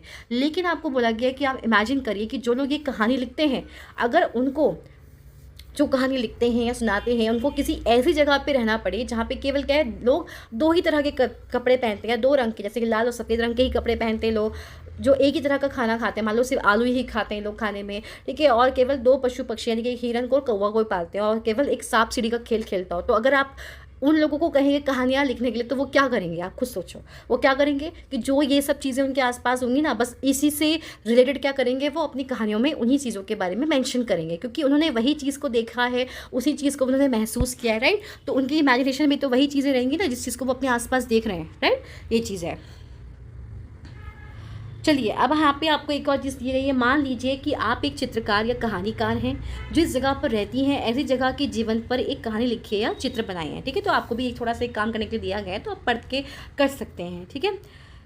अच्छा, फिर आपसे बोला गया कि क्या आप सोचती हैं कि आपको ऐसी जगह में रहने में मज़ा आएगा। अच्छा, आप लोग खुद इमेजिन करो, अगर ऐसी ही, जो मैंने अभी आपको बताया कि ऐसी जगह पे जहाँ पे केवल लोग दो रंग के कपड़े पहनते हुए एक ही खाना खाते हैं और केवल सांप सीढ़ी खेलते हैं और सिर्फ पशु पक्षी में हिरन और कौवा ही पालते हैं, तो क्या आपको अच्छा लगेगा वहाँ पे ऐसी जगह पे रह के? बिल्कुल भी नहीं अच्छा लगेगा। मुझे तो नहीं अच्छा लगेगा। क्यों? क्योंकि कंटिन्यू में एक ही चीज़ को देख रही हूँ, राइट। तो जब हम अलग अलग चीज़ों को देखते तब हमें अच्छा लगता है, राइट। तो यहाँ पे आपसे पूछा गया कि आपको कैसा लगेगा, तो कमेंट पे करके ज़रूर बताना, ठीक है। चलिए आगे यहाँ पे दिया गया है, भारत में विविधता के बारे में पढ़ेंगे। चलिए एक बार मैं चेक कर लेती हूँ कि ये चैप्टर कितना बड़ा है, क्या इसे हम आज ही कंप्लीट कर पाएंगे। चलिए कोशिश करते हैं, इसको कंप्लीट कर ही लेते हैं, ठीक है। भारत में विविधता, भारत विविधताओं का देश है। वैसे कि मैंने अभी आपको पहले ही बताया था कि हमारे भारत में बहुत ज़्यादा विविधता देखने को मिलती है, क्योंकि यहाँ पे विभिन्न भाषा बोलने वाले लोग रहते हैं, अलग अलग प्रकार का खाना खाते हैं लोग, अलग अलग तरह के त्यौहार मनाते हैं और भिन्न भिन्न धर्मों का लोग पालन करते हैं। लेकिन गहराई से सोचें तो वास्तव में हम एक ही तरह की चीज़ें करते हैं, केवल हमारे करने के तरीके अलग हैं। अच्छा देखो, एक ही तरह की चीज़ें, जैसे अब सबको जब सुबह भूख लगती है तो सब लोग नाश्ता ही तो करते हैं, बस तरीका क्या होता है, तरीका क्या होता है कि जैसे नॉर्थ में लोग सुबह सुबह क्या खाते हैं, कोई ब्रेड खा लेता है, कोई बिस्किट चाय पी लेता है, राइट। उसी जगह साउथ पे क्या होता है, लोग इडली खाएंगे, वड़ा खाते हैं, पोंडे खाते हैं, डोसा खाते हैं सुबह सुबह, राइट। लेकिन अगर हमें ये चीज़ खाने के लिए कहा जाएगा तो हम वो नहीं खा पाएंगे, राइट। दिन में हमारे नॉर्थ में क्या बनता है, जैसे दिन में दाल चावल भी बनता है, रोटी सब्जी, पूरा खाना बनता है, राइट, ठीक है। और जैसे साउथ में आप देखोगे ज़्यादातर बच्चे क्या खाते हैं, कर्ड राइस ज़्यादा खाते हैं, सांभर चावल ज़्यादा खाते हैं। तो खा तो रहे हैं, लंच तो वो भी कर रहे हैं, लंच नॉर्थ वाली भी कर रहे हैं, लेकिन उनके नाश्ते में अलग पकवान बन रहे हैं, अलग व्यंजन है, राइट। क्यों? क्योंकि वो हम थोड़ा सा अलग ही, विविधता ही तो है, राइट। ऐसे आपके दोस्त होंगे, सबके घर में अलग तरह का नाश्ता बनता है, लंच सबके घर में बनेगा, डिनर सबके घर में बनेगा, और ब्रेकफास्ट सबके घर में बनेगा, लेकिन अलग अलग सबके खान पान का तरीका अलग होता है। फेस्टिवल सब सेलिब्रेट करते हैं, जैसे हमारे यहाँ दिवाली अलग तरीके से सेलिब्रेट करते हैं, दशहरा कहीं पे ज़्यादा अच्छे से मनाते हैं, कहीं पे कम मनाते हैं। तो उस फेस्टिवल को सेलिब्रेट करने में भी काफ़ी विविधताएँ होती है। हिंदू में ही काफ़ी विविधताएँ देखने को मिलती है। जैसे नॉर्थ के जो हिंदूज़ होंगे उनके पूजा करने का तरीका अलग होता है, साउथ में जब आप जाएंगे तो वहाँ पर उनका तरीका अलग होगा। पूजा सब कर रहे हैं लेकिन उनका तरीका क्या होता है, अलग होता है। तो मतलब यहाँ पे आपको एक समझाने का प्रयास किया गया है कि काम तो सब एक जैसे ही करते हैं, लेकिन उनके तरीके, उनको करने के तरीके अलग होते हैं, ठीक है। चलिए यहाँ पे आपको एक छोटा सा ये बॉक्स दिया गया है, यहाँ पे क्या है देख लेते हैं।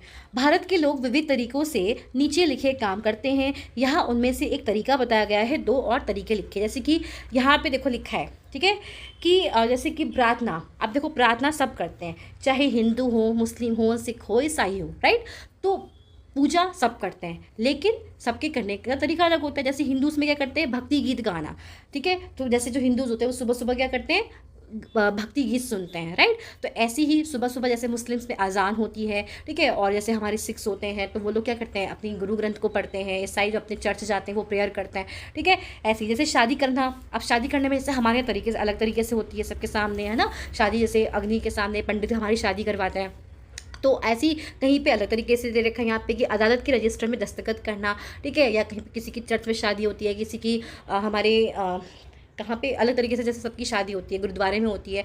तो ये सब में क्या विविधताएं कर तो सभी रहे हैं ना। यहाँ से आप और अच्छे से समझ पा रहे होंगे कि वही काम तो सब वैसा कर रहे हैं, लेकिन तरीके अलग होते हैं, ठीक है। विभिन्न प्रकार के कपड़े पहनना, अब जैसे हमारा मेनली नॉर्थ में क्या होता है, जैसे साड़ी, या मतलब जैसे हिंदू धर्म में ज़्यादातर क्या होता है, लोग साड़ियाँ पहनते हैं, ठीक है। और उसी जगह राजस्थानी में वो घाघरा और चोली ऐसे करके पहनते हैं, हरियाणवी का अलग तरीका होता है पहनने का, पंजाबी में सलवार कुर्ता पहनते हैं, राइट। कहीं पे सूट पहनते हैं, सिर्फ नॉर्मल, मतलब सबके तरीके अलग होते हैं। मणिपुर साइड चलिए जाओ, ईस्टर्न साइड पर उनका तरीका अलग होता है पहनने का। ठीक है, अभिवादन करना। ठीक है, अब जैसे कि हम लोग हिंदूज, जैसे कि हम नॉर्थ साइड पर देखेंगे तो हम लोग नमस्ते करते हैं, राइट, कहीं पे नमस्ते करते हैं, तो कहीं पे सत श्री अकाल करते हैं, और सत श्री अकाल जी, राइट, लाइक दैट हम करते हैं ना ऐसे। तो सबका एक दूसरे से जो बात करने का, अभिवादन करने का जो तरीका होता है वो अलग होता है। ठीक है, तो यहाँ पे ये आपको फिल करना है। चावल पकाना, ठीक है, तो यहाँ पे जैसे क्या करते हैं, हम जो चावल पकाते हैं, कोई मीट या सब्जी डालकर बिरयानी पकाता है, कोई नॉर्मल राइस खाता है, कोई लेमन राइस खाता है। बन रहा है राइस, लेकिन बनाने का तरीका अलग है। ठीक है, तो इस चीज़ को आप ये समझ सकते हैं कि काम काम तो हम एक जैसा कर रहे हैं, खाना खाने का काम कर रहे हैं, कपड़े पहनने का काम कर रहे हैं, पूजा हो रही है, सब कर रहे हैं, लेकिन सबके तरीके अलग हैं, राइट। तो यहाँ से आई होप आप अच्छे से समझ गए होंगे। ठीक है, चलिए, हम विविधता को कैसे समझें। अब यहाँ पे ये आ रहा है कि हम इस विविधता को कैसे समझेंगे, उसके बारे में जानते हैं। चलिए आगे जानते हैं कि हम विविधता को कैसे समझेंगे। ठीक है, करीब 200 वर्ष पहले जब रेल, हवाई जहाज, बस और कार हमारे जीवन का हिस्सा नहीं थे, तब भी लोग संसार के एक भाग से दूसरे भाग की यात्रा करते थे। वे पानी के जहाज में, घोड़ों या ऊँट पर बैठकर जाते या फिर पैदल चलकर यात्रा करते थे। ठीक है, यहाँ पे आपको समझाया गया है कि जब आज के समय पे आप देखते हो ना, आपको कहीं भी जाना होता है, आप फ्लाइट ले लेते हो, ट्रेन चले जाते हो, गाड़ियाँ हैं, कार है, स्कूटी है, सब चीज़ें आपके पास आज के टाइम पे। लेकिन आज से 200 साल पहले जब ये सब चीज़ें नहीं थी, तो क्या लोग यात्रा नहीं करते थे? लोग तब भी यात्रा करते थे, लेकिन यात्रा कैसे करते थे? या तो वो पैदल जाते थे, या फिर उस समय घोड़े होते थे, ऊँट होते थे, उस पर सवारी करके जाते थे। और जैसे जो बड़े बड़े भारी भारी सामान उठाते थे, तो उसके लिए हम हाथियों को यूज़ किया करते थे। पानी के रास्ते से जाना होता था तो जहाज़ों का यूज़ करते थे। ठीक है, तो हाँ, आप ये कहेंगे कि पानी से जाने के लिए तो हम आज भी शिप्स को यूज़ करते हैं, लेकिन जिस तरह के शिप्स आज आपको देखने को मिलते हैं तो उस तरह के नहीं होते थे। इतनी फैसिलिटी सब चीज़ नहीं होती थी उस समय पे, काफ़ी प्रॉब्लम्स होती थी, लेकिन लोग यात्रा करते थे पहले भी, लेकिन बस अलग अलग संसाधन थे उस समय। ठीक है, अक्सर ये यात्राएं खेती और बसने के लिए, नई ज़मीन की तलाश में या फिर व्यापार के लिए की जाती थी। यहाँ पे क्या बोला गया है कि जो ज़्यादातर जो लोग यात्रा करते थे ना, एक जगह से दूसरी जगह जाते थे, तो या तो खेती करने के लिए, या फिर कहीं एक जगह से दूसरी जगह पे रहने के लिए, कहीं बसने के लिए, कोई नई ज़मीन की तलाश में जाते थे, या फिर व्यापार करने के लिए लोग क्या करते थे, यात्राएँ करते थे। चूँकि यात्रा में बहुत समय लगता था, इसलिए लोग नई जगह पर अक्सर काफ़ी लंबे समय तक ठहर जाते थे। क्योंकि पहले तो ये संसाधन थे नहीं कि जो जल्दी से आप पहुंच जाओगे।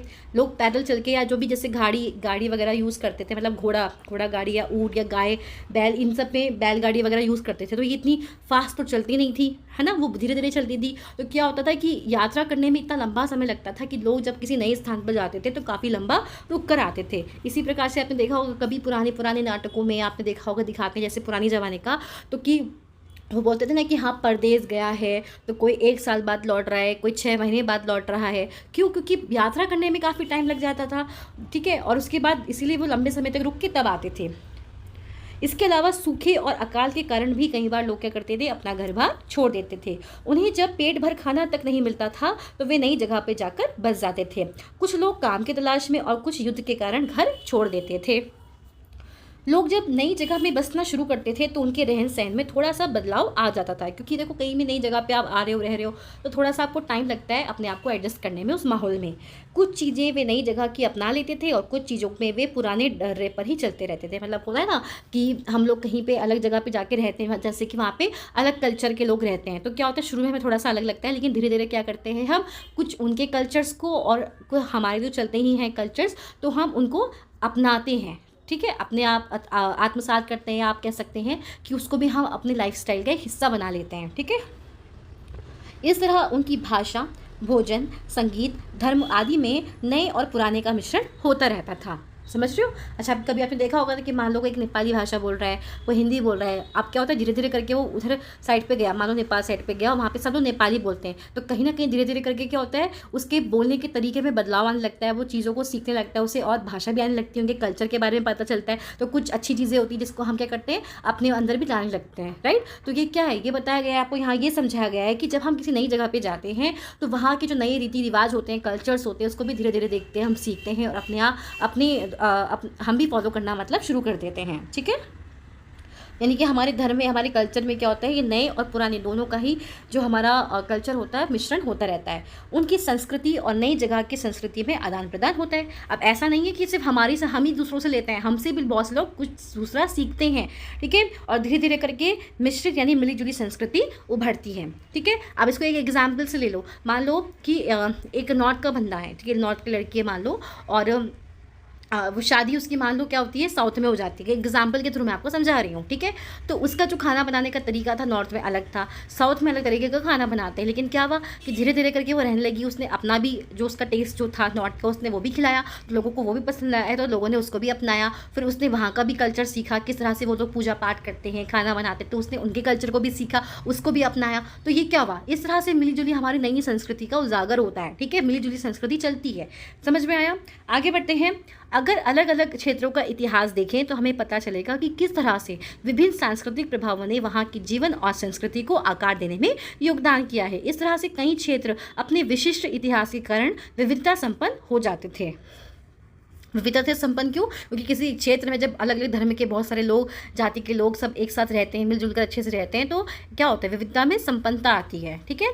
ठीक इसी प्रकार से लोग अलग अलग तरह की भौगोलिक स्थितियों से किस प्रकार सामंजस्य बिठाते हैं, उससे भी विविधता उत्पन्न होती है। जैसे कि समुद्र के पास रहने में, जैसे कि समुद्र के पास रहने में और पहाड़ी इलाकों में रहने में बहुत ही फ़र्क होता है। ना केवल वहाँ के लोगों के कपड़ों का और खान पान की आदतों में फ़र्क होगा, बल्कि जिस तरह का वो काम करेंगे वे भी अलग होंगे। जैसे देखो, समुद्र के पास क्या होता है, ना तो बहुत ज़्यादा ठंडा होता है ना बहुत ज़्यादा गर्म, तो वहाँ पर लोग क्या है, ऐसी मॉडरेट हल्के कपड़े पहनते हैं, और ठीक है। और साथ ही उनका खाना भी कैसा रहता है, थोड़ा सा लाइट खाना खाते हैं। लेकिन इसी जगह पे अगर हम पहाड़ों पे देखें तो पहाड़ों पे ठंडा होता है, लोग गर्म कपड़े पहनते हैं, ठीक है, गर्म चीज़ें खाना पसंद करते हैं। तो क्या है, खान पान में, रहन सहन में, सब में अलग है कि नहीं है? तो मतलब अगर हम किसी भौगोलिक इलाके को भी देखें, ठीक है, तो वो भी क्या होता है, उसमें भी विभिन्नता देखने को मिलती है। समुद्र के पास रहने वाले लोग, या फिर आप कह सकते हैं रेगिस्तान साइड पर रहने वाले जो लोग होते हैं, पहाड़ी क्षेत्र पर रहने वाले जो लोग होते हैं, सबका लाइफ स्टाइल क्या होता है, एक दूसरे से अलग होता है। और ये सब कैसे आता है, ये लाइफ स्टाइल वहाँ के जो क्लाइमेटिक कंडीशन होती है उससे भी क्या होता है, इसका इफेक्ट पड़ता है, ठीक है।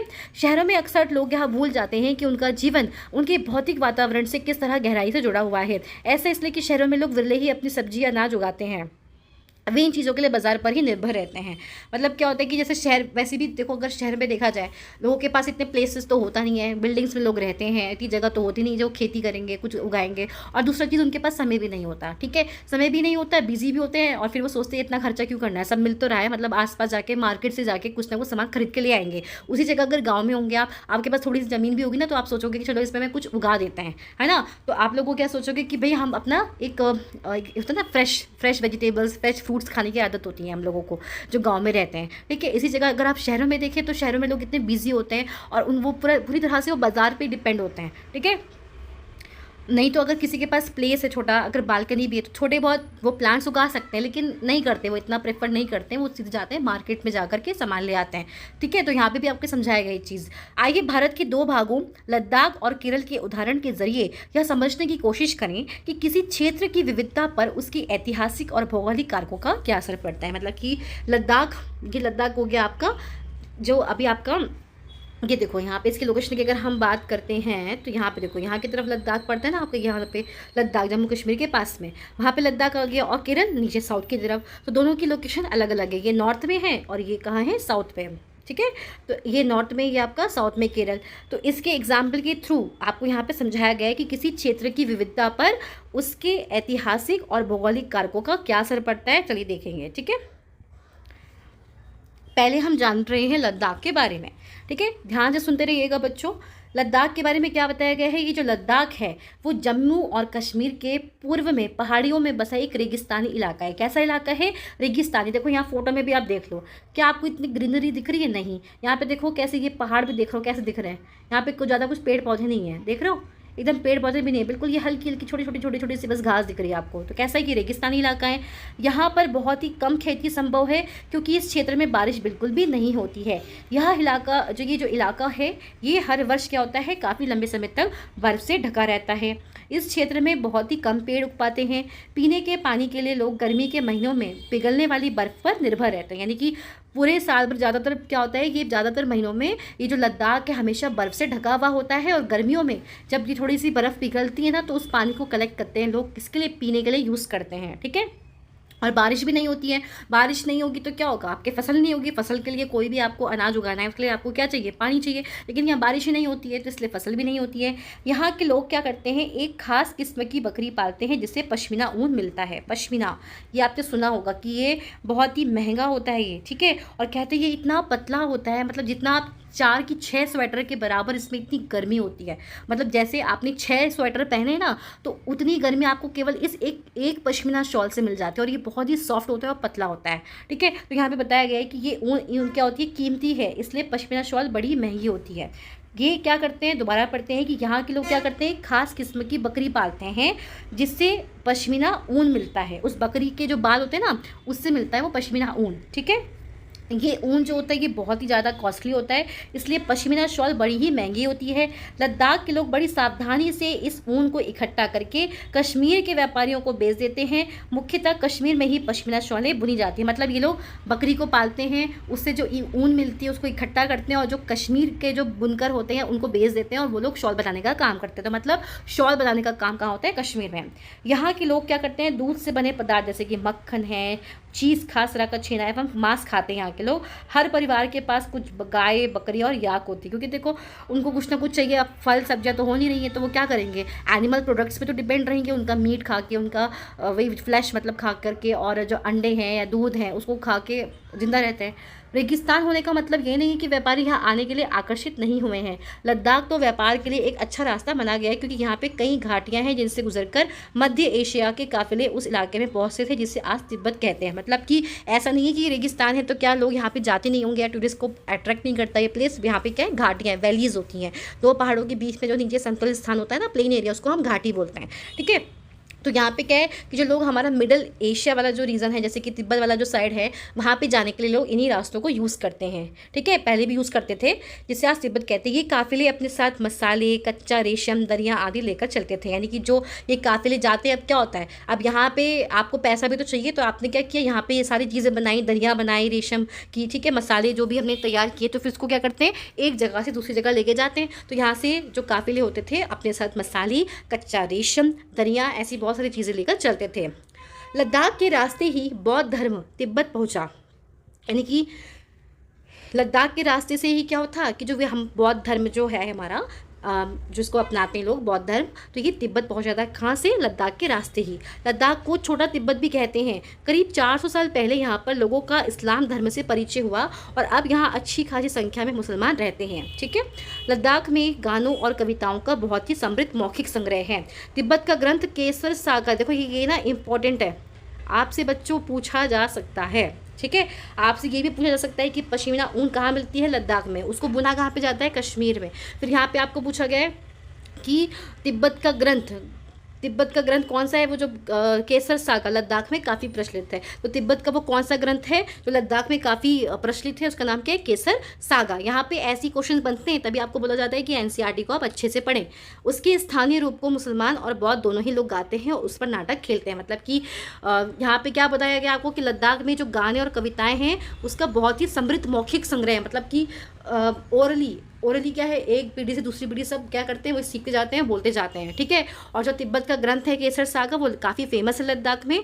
और उसके स्थानीय रूप को जो वहाँ के जो मुसलमान लोग हैं, जो बौद्ध लोग हैं, वो दोनों ही लोग क्या है, उन गानों को गाते हैं, उन पर नाटक भी खेलते हैं। ठीक है, और यहाँ पे देखो आपको दिख रहा है ये पश्मीना शॉल बुनती हुई औरतें, देखो ये क्या कर रही है, यहाँ पे ये पश्मीना शॉल बना रही है यहाँ पे बैठ करके। ठीक है, तो ये था बच्चों आपका लद्दाख के बारे में। चलिए अब हम जानते हैं केरल के बारे में। केरल, ठीक है, स्टार्ट करते हैं।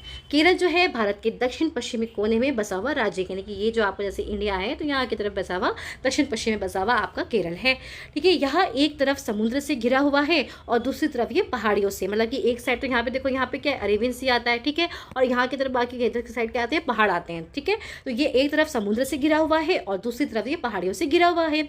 इन पहाड़ियों पर अलग अलग प्रकार के विविध प्रकार के मसाले, जैसे कि कौन कौन से मसाले, जैसे कि काली मिर्च, लौंग, इलायची आदि उगाए जाते हैं। इन मसालों के कारण यह क्षेत्र व्यापारियों के लिए बहुत ही आकर्षक बना है। और आपने पढ़ा भी होगा कि पहले के समय पे जैसे जो लोग बाहर से आते थे तो यहाँ पे इतने अलग अलग तरह के मसाले वगैरह मिलते थे, तो वो उनको यहाँ से खरीद करके अपने देश में जा करके बेचते थे। ठीक है, और लोगों को बहुत पसंद भी आते थे। ठीक है, तो मसालों का बगीचा भी कहा जाता है केरल को। सबसे पहले अरबी एवं यहूदी व्यापारी जो थे वो केरल आए थे। सबसे पहले कौन आए थे, अरबी और यहूदी जो व्यापारी थे वो केरल आए। ऐसा माना जाता है कि ईसा मसीह के जो धर्मदूत थे संत थॉमस लगभग 2000 साल पहले यहाँ पे आए थे। पहले होता ही था ना कि अपने धर्म का प्रचार प्रसार करने के लिए एक जगह से दूसरी जगह जाते थे, तो यहाँ पे यही बताया गया है कि ऐसा मानते हैं कि जो ईसा मसीह के जो धर्मदूत थे संत थॉमस लगभग 2000 साल पहले यहाँ केरल आए थे। और भारत में जो ये ईसाई धर्म है, ठीक है, इसको लाने का श्रेय भी उन्हीं को जाता है। अरब से कई व्यापारी यहाँ पे आकर बस गए हैं, जैसे कि इब्न बतूता, ये तो बहुत फेमस नाम है, गाना भी बना हुआ है ना, ऐसे करके कोई चेक शायद, तो इब्न बतूता, इनका नाम काफ़ी फेमस भी है। तो ये अरब से आए थे, जो करीब 700 साल पहले यहाँ पे आए थे। अपने यात्रा वृत्तांत में मुसलमानों के जीवन का विवरण देते हुए लिखा है कि मुसलमान समुदाय की यहाँ बड़ी ही इज्जत थी, ठीक है। और आप देखते ही हैं कि यहाँ पे बहुत अच्छे से, चाहे कोई किसी भी धर्म के लोग, सब अच्छे से रहते हैं, मिलजुल के रहते हैं। तो जब वो यहाँ पे आए थे, कौन, इब्न बतूता, क्या करते थे लोग, पहले एक जगह से दूसरी जगह जाते थे, फिर जो भी वो वहाँ पे चीज़ों को देखते थे, सुनते थे, देखते थे, सबको क्या करते थे, अपना पूरा लिखते थे। तो तभी तो हम जब इनके यात्रा वृत्तांत को पढ़ते हैं, जो उनके द्वारा लिखी गई बुक्स हैं जिसमें ये सब चीज़ें बताते हैं, तभी तो हमें पहले के बारे में जानकारी मिलती है, राइट।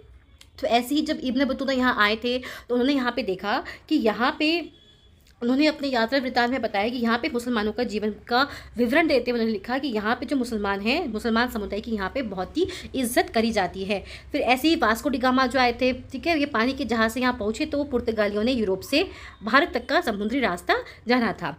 इन सभी ऐतिहासिक प्रभावों के कारण केरल के लोग विभिन्न धर्मों का पालन करते हैं, जिनमें यहूदी, इस्लाम, ईसाई, हिंदू एवं बौद्ध धर्म शामिल है। मतलब काफ़ी दूर दूर से लोग हैं, यूरोपियंस हैं, सब यहाँ पे आए हैं, ठीक है। और व्यापार की उससे आए हैं, ठीक है, नई जगह की खोज करी थी, जैसे वास्को डी गामा ने यहाँ पे हमारी इंडिया की। तो सब आए, सबने देखा, फिर और लोगों को बताया, फिर और लोग भी आए, आके बसने लगे। तो इस तरह से बहुत से धर्मों का यहाँ पे क्या हुआ, प्रचार होने लगा, ठीक है। और यहाँ पे लोग अलग अलग तरह के धर्मों का पालन करते हैं। चीन के व्यापारी भी केरल आए। यहाँ पर मछली पकड़ने के लिए जो जाल इस्तेमाल किए जाते हैं वे चीनी जालों से हूबहू मिलते हैं और उन्हें चीना वला कहते हैं। चीना वला, देखो ये एक इंपॉर्टेंट बात, ठीक है, यहाँ पे इसको अंडरलाइन कर लेना आप लोग। चीना वला, आपसे पूछा जा सकता है कि मछली पकड़ने के लिए प्रयोग किए जाने वाली जाल को जो चीनी जाल से ही हूबहू मिलता है उसको क्या कहते हैं, उसको बोलते हैं चीना वला। चीना वला दिमाग में बिठा लो, चीनी है ना तो चीनी से चीना याद करो, चीना वला, ठीक है। तलने के लिए लोग जो बर्तन इस्तेमाल करते हैं उन्हें चीना चट्टी, ठीक है।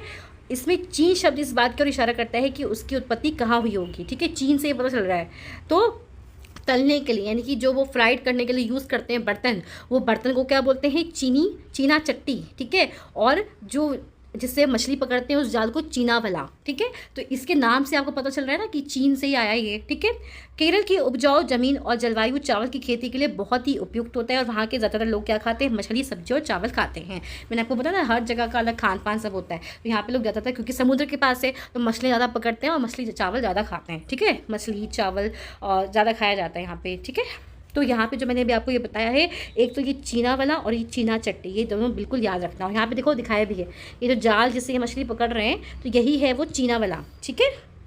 और यहाँ पे देखो, यहाँ पे केरल में मनाए जाने वाले त्यौहार ओणम का एक विशेष आकर्षण नाव प्रतियोगिता। यहाँ पे देखो ये बोर्ड, देखो कंपटीशन हो रहा है ना कि कौन कितनी तेज़ चलाता है, ठीक है। तो ये नाव प्रतियोगिता भी होती है वहाँ पे ओणम में, ठीक है। चलिए अब कितना बचा है, 1 2, चलो अभी 2 पेज बचे हैं, चलो इसको भी कंप्लीट कर लेते हैं। जहाँ केरल और लद्दाख की भौगोलिक स्थितियाँ एक दूसरे से बिल्कुल अलग है, वहीं हम यहाँ भी देखते हैं कि दोनों क्षेत्रों के इतिहास में एक ही प्रकार के सांस्कृतिक प्रभाव हैं। दोनों ही क्षेत्रों को चीन और अरब से आने वाले व्यापारियों ने प्रभावित किया है। जहाँ केरल की भौगोलिक स्थिति ने मसालों की खेती संभव बनाई, वहीं लद्दाख की विशेष भौगोलिक स्थिति और ऊन ने व्यापारियों को अपनी ओर खींचा। मतलब दोनों ही, देखो वो नॉर्थ में इधर और इधर साउथ में है, लेकिन दोनों को ही अरबी और जो चीनी है व्यापारी, उन लोगों ने प्रभावित किया, ठीक है। केरल में वहाँ पे की जो भौगोलिक स्थिति है, देखो हर जगह पे हर चीज़ें नहीं होती हैं। जैसे ठंडे इलाकों में आपके सेब होते हैं, जो आपके मैदानी इलाके होते हैं, ठीक है, जैसे यूपी वाला क्षेत्र होता है हमारा, वहाँ पे क्या होता है, वहाँ पे ज़्यादा जैसे आम वगैरह होते हैं, ठीक है। कोकोनट ट्रीज़ आपको समुद्र के किनारे वाले एरियाज़ में दिखेंगे। तो वो अलग अलग जो आपका फिजिकल कंडीशन होती हैं, भौगोलिक स्थितियाँ जो होती हैं ना, तो उसके अनुसार होते हैं आपकी कोई भी चीज़। तो यहाँ पर वही बताया है कि जैसे केरल की भौगोलिक स्थिति ने मसालों की खेती संभव बनाई, वहीं लद्दाख की जो विशेष भौगोलिक स्थिति है और ऊन ने व्यापारियों को अपनी ओर खींचा। इस तरह से पता चलता है कि किसी भी क्षेत्र के सांस्कृतिक जीवन का उसके इतिहास और भूगोल से काफी गहरा रिश्ता होता है। विविध संस्कृतियों का प्रभाव केवल बीते हुए कल की बात नहीं है, हमारे वर्तमान जीवन का आधार ही काम के लिए एक जगह से दूसरी जगह जाना है। हर एक कदम के साथ हमारे सांस्कृतिक रीति रिवाज और जीने का तरीका धीरे धीरे उस नए क्षेत्र का हिस्सा बन जाते हैं और जहाँ पे हम पहुँचते हैं। ठीक इसी तरह से अपने पड़ोस में हम अलग अलग समुदायों के लोगों के साथ रहते हैं, अपने रोज़मर्रा के जीवन में हम मिलजुल कर काम करते हैं और एक दूसरे के रीति रिवाज और परंपराओं में घुल मिल जाते हैं। तो मतलब इस पैराग्राफ में आपको ये समझाया गया है कि जैसी ये जो भी हम संस्कृति, अपना कल्चर जो ये फॉलो करते हैं, ये अभी का नहीं है, शुरू से चलता आ रहा है। हाँ, कुछ कुछ चेंजेस ज़रूर हो सकते हैं, लेकिन ये क्या है, ये सब एक मिली जुली हमारी ये सांस्कृतिक व्यवस्था होती है। हम विभिन्न धर्म जाति लोगों के साथ रहते हैं, मिलते हैं और अलग अपने धर्म का या उनके धर्म का मतलब जो भी कुछ रीति रिवाज होते हैं, अच्छी चीज़ों को हम सीखते हैं, आदान प्रदान करते हैं अपनी संस्कृति का, राइट। फिर आता है विविधता में एकता। क्या होती है विविधता में एकता? विविधता में एकता का मतलब सीधा सा ये संबंध होता है कि चाहे कितनी भी विभिन्नताएं क्यों ना हो, फिर भी हम मिलजुल कर एक साथ रहेंगे। जैसे फैमिली में भी क्या होती है, विविधताएं होती हैं। मम्मी को पनीर पसंद है, बच्चे को पनीर पसंद नहीं है, पापा को बैंगन पसंद, मम्मी को बैंगन नहीं पसंद, लेकिन फिर भी हम लोग क्या करते हैं, हमें इतनी विभिन्नताएं हैं, खाने में भी एक जैसे समानता नहीं है, अपने परिवार में भी, तब भी हम कैसे रहते हैं, हम अपने परिवार के लिए मिलजुल के रहते हैं ना, हमेशा एकता बनी रहती है, राइट। तो इसी तरह से हमें भी अपने समाज में क्या है, चाहे हम कितने ही एक दूसरे से किसी भी जाति में, धर्म के आधार पे, भाषा में, वेशभूषा में, संस्कृति में कितने ही अलग क्यों ना हो, लेकिन तब भी हमें क्या है, एक एकता। और भारत ही मात्र एक ऐसा देश है जहाँ पे इतनी ज़्यादा विविधता देखने को मिलती है और लोग मिलजुल के रहते हैं, ठीक है। भारत की विविधता या अनेकता को उसकी ताकत का स्रोत माना गया है। जब अंग्रेजों का भारत पर राज था तो विभिन्न धर्म, भाषा और क्षेत्र की महिलाओं और पुरुषों ने अंग्रेजों के खिलाफ मिलकर लड़ाई लड़ी थी। देखो, जब अंग्रेजों ने हम पे क्या किया था, हमें गुलाम बनाया था, तो उस समय ऐसा नहीं था कि किसी एक ही धर्म के लोग गए थे वहाँ पे लड़ने के लिए। सभी धर्म के लोग, चाहे लड़का हो, चाहे लड़की हो, चाहे औरतें हों, आदमी हो, चाहे हिंदू हो, चाहे मुस्लिम हो, चाहे सिख हो, चाहे ईसाई हो, सब ने मिलजुल करके अंग्रेजों के खिलाफ लड़ाई लड़ी थी। आप किसी एक को नहीं बोल सकते, सब ने मिलकर लड़ाई लड़ी थी, तभी हमें आज आज़ादी मिली है। भारत के स्वतंत्रता संग्राम में अलग अलग परिवेशों के लोग शामिल थे। उन्होंने एकजुट होकर आंदोलन किया, इकट्ठे जेल गए और अंग्रेजों का अलग अलग तरीकों से विरोध किया। अंग्रेजों ने सोचा था कि वे भारत के लोगों में फूट डाल सकते हैं क्योंकि उनमें काफ़ी विविधताएं हैं और इस तरह उनका राज चलता रहेगा, मगर लोगों ने दिखला दिया कि वे एक दूसरे से चाहे कितने ही भिन्न हों, अंग्रेजों के खिलाफ लड़ी जाने वाली लड़ाइयों में वे सब एक थे। अंग्रेजों ने क्या सोचा था कि यहाँ पे तो इतनी ज़्यादा डाइवर्सिटी है ना, तो हम एक दूसरे के खिलाफ इनको भड़का देंगे। बहुत चालें चली गई थी, लेकिन फिर भी हमारे भारत के लोगों ने दिखा दिया था कि तुम चाहे हमारे बीच में कितनी ही फूट क्यों ना डालो, लेकिन तब भी हम क्या हैं, एक दूसरे के लिए खड़े हैं, ठीक है, एक साथ है, मिलजुल कर रहते हैं और ऐसे रहना भी चाहिए, ठीक है। देखो, यहाँ पे एक बहुत अच्छी सी पोयम है, चलिए इसको भी पढ़ लेते हैं। दिन खून है हमारी प्यारी ना भूल जाना, खुशियों में हम अपनी हम पर आंसू बहा के जाना, सयाद ने हमारे चुन चुन के फूल तोड़े, वीरान इस चमन में कोई गुल खिला के जाना, दिन खून के हमारे, गोली खा के सोए जलियांवाला बाग में हम, सूनी पड़ी कब्र पर दिया जला के जाना, दिन खून के हमारे, हिंदुओं मुस्लिमों की होती है आज होली, बहते हैं एक रंग में दामन भिगो के जाना, दिन खून के हमारे, कुछ जेल में पड़े हैं, कुछ कब्र में गड़े हैं, दो बूंद आंसू उन पर प्यारे बहा के जाना, दिन खून के हमारे। देखो, ये कितनी अच्छी सी एक लिखी गई है पोयम कि आज वर्तमान समय में अगर हम बात करें तो हमारे में जो एकता जैसे कहीं ना कहीं ख़त्म होने लग गई है। लोग धर्म के नाम पर एक दूसरे को भड़काते रहते हैं, कुछ ना कुछ ऐसी पॉलिटिक्स चलती रहती है, कुछ ना कुछ ऐसे भड़काऊ काम होते हैं, मतलब लोग इतना ज़्यादा मतलब एक दूसरे से भड़क जाते हैं बिल्कुल धर्म को लेकर के कि मनुष्यता से ऊपर हो गई आपकी धर्मांधता। मतलब धर्म का इतनी अंधे से पालन करते हैं कि बिल्कुल धर्म को बीच में हर चीज़ में ले आते हैं। तो ऐसे में क्या आपको लगता है कि किसी देश में एकता बनी रहेगी? लोग जरा सी छोटा सा एक कोई लड़ाई होती है तो कितना बड़ा बदला ले लेते हैं, ठीक है। तो मैं अब नाम तो नहीं लूँगी उन केसेस का, बस लेकिन आप समझने वाले समझ गए होंगे कि हम क्यों ये इतना लड़ाई झगड़ा करते हैं धर्म के नाम पे। देखो, हम सबसे बड़े मिलकर के हम क्या है, एक इंसान हैं और इंसानियत से बढ़कर कुछ नहीं है। एक मनुष्यता सबसे पहले आपके अंदर होनी चाहिए कि धर्म जाति तो हम इंसानों ने बनाए हैं, एक दिन हम सबको मरना है, ये निश्चित है। ऐसा नहीं है ना कि कोई हिंदू धर्म का है तो वो मरेगा नहीं, या हिंदू मुस्लिम धर्म का है वो मरेगा नहीं, ऐसा कुछ भी नहीं है ना। सबको एक दिन इस दुनिया को छोड़ के जाना है। खाली हाथ हम आए थे, खाली हाथ जाना है और फिर वापस हमें इस मिट्टी में ही मिल जाना है। तो हम लोग क्यों इतना डिफरेंस अपने आपस में लड़ाई झगड़ा करते रहते हैं धर्म को लेकर, जाति को लेकर कि क्यों हम ये क्यों नहीं सोचते कि अरे आखिर में हमें खाली हाथ ही जाना है तो क्यों ना हम मिलजुल के अच्छे से रहें। हम मिल तो जाना है, इस मिट्टी में तो मिल जाना है सबको, सब देख लो क्या भेदभाव नहीं। तो मैं तो आप जो भी मुझे सुन रहे हैं मैं सबसे यही रिक्वेस्ट करूँगी कि चाहे कोई कितना ही भड़काओ कुछ बोले, आप लोगों को भड़कना नहीं है, बल्कि आपको कोशिश करनी है कि आप लोग किसी तरह की लड़ाई झगड़ों को घी का काम ना करे, आग में घी का काम ना करे कोई भी। और मिलजुल के हम सभी लोग मिलजुल के रहें, चाहे हम किसी भी जाति के, किसी भी धर्म के हों। अगर हम में आपस में ही एकता नहीं होगी तो बाहर वाला तो हमें आसानी से तोड़ देगा ना। जैसे कहते हैं ना, परिवार में अगर परिवार में एकता नहीं है आपके, तो क्या होगा, बाहर वाला तो और आप में आग में घी का काम करेगा ना, और एक दूसरे के खिलाफ आपको भड़का देगा, लड़ा देगा। तो वही चीज़ है, अपने एक देश में होते हुए भी क्या होता है, अपने देश में ही इतने लड़ाई झगड़े दंगे होते रहते हैं, तो बाहर वाला तो इसका फ़ायदा ही उठाएगा ना। तो इसीलिए मिलजुल के रहो, लड़ाई झगड़ा मत करो, ठीक है। आसानी से हमें आज़ादी नहीं मिली है। अगर सबने मिल के नहीं स्वतंत्रता संग्राम नहीं किए होते ना मिलजुल के, तो हमें आज आज़ादी नहीं मिली होती, हम अभी भी गुलाम ही होते हैं, ठीक है। चलिए आगे देखते हैं कि जो ये गीत लिखा है ऊपर, यह गीत अमृतसर में हुए जलियांवाला बाग हत्याकांड के बाद गाया जाता था। यानी कि जो आपका जलियांवाला बाग हत्याकांड हुआ था ना, 13 अप्रैल 1913 में हुआ था शायद, तो जब वो हत्याकांड हुआ था, उसके बाद ये अमृतसर में जो जलियांवाला बाग था वहाँ पे गाया जाता था। इस हत्याकांड में ब्रिटिश जनरल ने उन शांति प्रिय निहत्थे लोगों पर खुले आम गोलियां चलवा दी थी जो बाग में इकट्ठा होकर सभा कर रहे थे। महिला, पुरुष, हिंदू, मुसलमान एवं सिख, कितने सारे लोग थे जो अंग्रेजों की पक्षपातपूर्ण नीति का विरोध करने के लिए जमा हुए थे। उनके पास कुछ भी ऐसा नहीं था कि वो कुछ हथियार लेके बैठे थे, वो बस क्या कर रहे थे, विरोध करने के लिए। एक मीटिंग चल रही थी, जमा हुए थे, और उन पर कुछ भी नहीं था कि उन्होंने कुछ भी किया, बस वो शांति से बैठ करके सभा चल रही थी उनकी, देखिए। और जनरल डायर ने क्या कर दिया था, फायरिंग का आदेश दे दिया था, और एक ही एग्जिट पॉइंट था, एंट्री भी, और एक ही एग्जिट पॉइंट था। तो लगातार उन पर गोलियां चलाई गई, निहत्थे थे वो लोग, और उनको मार दिया गया। उसमें बहुत सारे हिंदू, मुसलमान, सिख सब थे, बच्चे थे, महिलाएं थी, पुरुष, सबको क्या था, मार दिया गया था। उनमें से बहुत लोगों की जानें गई और उससे भी ज़्यादा घायल हो गए, क्योंकि वहाँ पे मैंने सुना है कि एक कुआं था जहाँ पे बहुत सी जैसे औरतें वगैरह सब कूद गए, सब वहाँ पे कूद गए थे उसमें। तो ये जो गीत अभी आप लोगों ने ऊपर पढ़ा, ये उन्हीं शहीदों की याद में गाया गया था। स्वतंत्रता संग्राम के दौरान उभरे गीत और छिन्न विविधता के प्रति हमारा विश्वास बनाए रखते हैं। क्या आप भारतीय झंडे की कहानी जानते हैं? स्वतंत्रता संग्राम के दौरान ही भारत के झंडे की परिकल्पना की गई थी। यानी कि जब ये हमारा स्वतंत्रता संग्राम चल रही थी ना, जैसे आपने देखा होगा, भारत छोड़ो आंदोलन था, स्वदेशी आंदोलन था, ऐसे बहुत सारे आंदोलन जो आपके चलाए गए थे, तो उस समय पर परिकल्पना की गई थी कि हमारे झंडा कैसे हो। देखो, जो तिरंगा जैसे है हमारा, ठीक है, हमारा जो देश का तिरंगा है, उससे हमारे देश की पहचान होती है, ठीक है। तो ये क्या था, इस झंडे को सारे भारत में लोगों ने अंग्रेजों के खिलाफ इस्तेमाल किया था कि भाई ये हमारा अपना खुद का देश का झंडा होगा। जवाहरलाल नेहरू ने अपनी किताब भारत की खोज, डिस्कवरी ऑफ इंडिया जिसको बोलते हैं, याद कर लेना कि किसने लिखी थी, पंडित जवाहरलाल नेहरू जी ने, ठीक है। तो उनकी जो ये बुक थी भारत की खोज, उसमें लिखा कि भारतीय एकता कोई बाहर से थोपी गई चीज़ नहीं है, बल्कि यह बहुत ही गहरी है, जिसके अंदर अलग अलग तरह के विश्वास और प्रथाओं को स्वीकार करने की भावना है। इसमें विविधता को पहचानना और प्रोत्साहित किया जाता है। यह नेहरू ही थे जिन्होंने भारत की विविधता का वर्णन करते हुए अनेकता में एकता का विचार दिया था। और आपसे ये भी पूछा जा सकता है कि अनेकता में एकता का विचार किसने दिया था, तो नेहरू जी ने दिया था, ठीक है। ऐसे भी क्वेश्चन बनते हैं।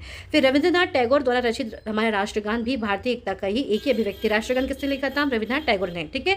राष्ट्रगान किस तरह से एकता का वर्णन करता है, इसे अपने शब्दों में लिखिए। यानी कि आप लोगों ने राष्ट्रगान पढ़ा ही होगा, ठीक है। तो किस तरह से उस राष्ट्रगान में पूरा सब चीज़ों को बताया गया, उसको एक्सप्लेन करके आपको बताना है कि किस तरह से एकता का वर्णन करता है वो गीत, ठीक है। तो ये आप लोगों को करना है। अब यहाँ पे आपको कंप्लीट हो गया है चैप्टर। तो आई होप आप लोग ये समझ गए होंगे, विविधता क्या होती है इसके बारे में आप सभी जान चुके होंगे, ठीक है बच्चों। तो आज के लिए इतना ही, फिर हम मिलते हैं नेक्स्ट वीडियो में जिसमें हम बात करेंगे सेकंड चैप्टर की।